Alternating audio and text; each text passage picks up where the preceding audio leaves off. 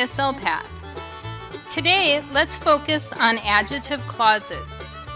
In particular, wouldn't it be great to take any two sentences that share the same noun and then combine them to form one sentence with an adjective clause? Check out this example.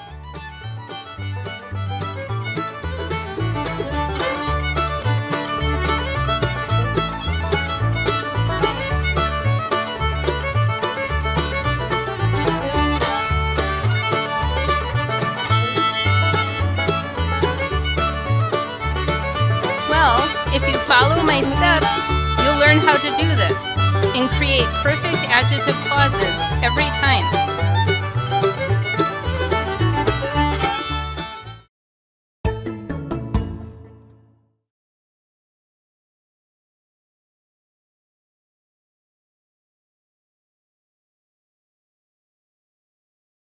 Okay, well, before I give you the steps, let's take a look at an example that illustrates some rules about adjective clauses.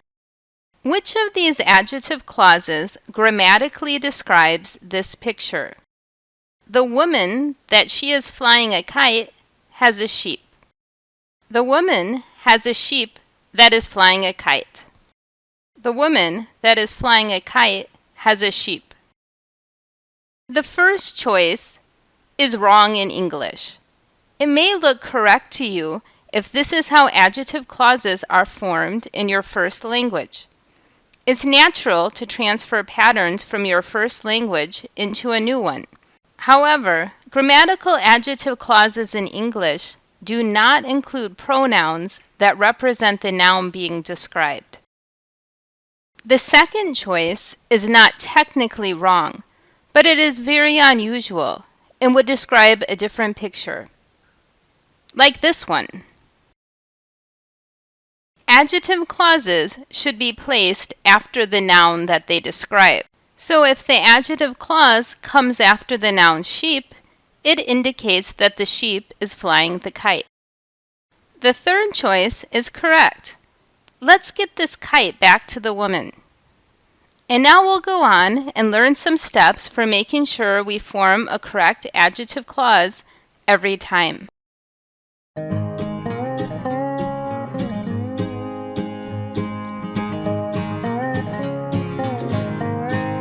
The first step begins with two sentences. Each sentence should contain the noun that you will describe with an adjective clause. The first sentence will later be your main clause.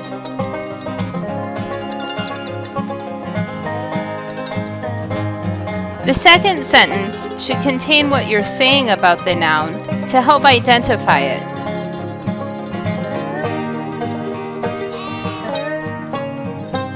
There are two types of adjective clauses, restrictive and non-restrictive. But today, we'll just focus on restrictive adjective clauses, which help to more specifically identify the noun.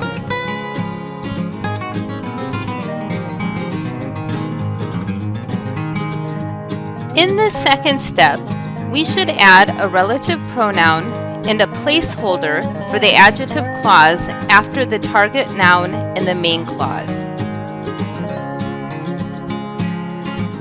Putting it here ensures that the adjective clause is understood correctly. Relative pronouns are grammar forms that begin adjective clauses. They vary depending on whether the adjective clause is restrictive or non-restrictive, and also based on the type of noun that is being described. With restrictive adjective clauses that describe people, the relative pronouns of who or that are possible. The third step is to delete the target noun in the second sentence. Don't change anything else. Moving other parts of that sentence around or adding things to it is how people sometimes get into trouble when creating adjective clauses. Just remove the noun. Finally, add the rest of that second sentence to the first in the placeholder that you left after the relative pronoun. And there you are. You created a perfect adjective clause. Before I show you how this works with a different type of adjective clause, please take a moment to subscribe if this video has helped you so far. Thanks for your support.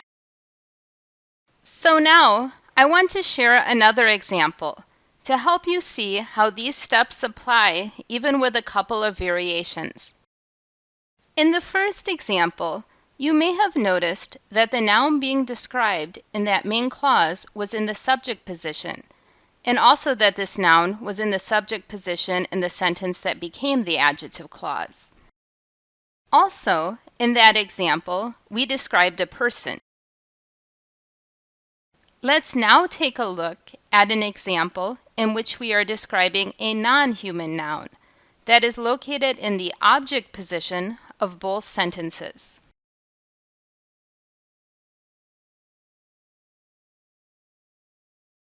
So step 1. Here, the noun in both sentences is flower. In step 2, add a relative pronoun followed by a placeholder for the adjective clause after the word flower in the main clause. Let's talk about relative pronouns for non-humans. I say non-human rather than thing to make this broader, because these can also apply for places or abstract ideas. Grammatically, we have the options of that or which. However, the preferred style in American English for restrictive adjective clauses is that. In step 3, we remove that noun in the second sentence without changing anything else. And finally, in step 4, we move what is left of that sentence into the placeholder in the first sentence.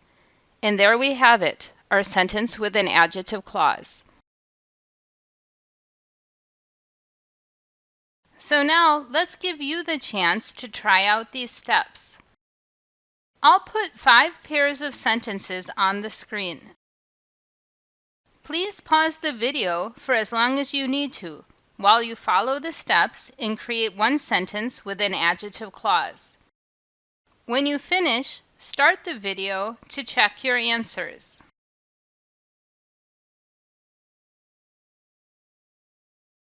Okay, we're ready to begin with the answers. Let's watch those sentences combine and see the perfect adjective clauses.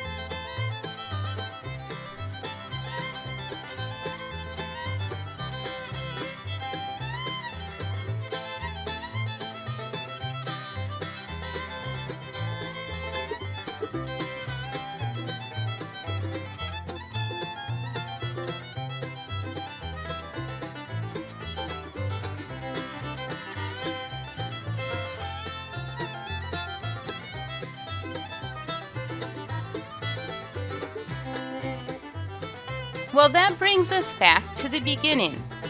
Before we go, let me share something else.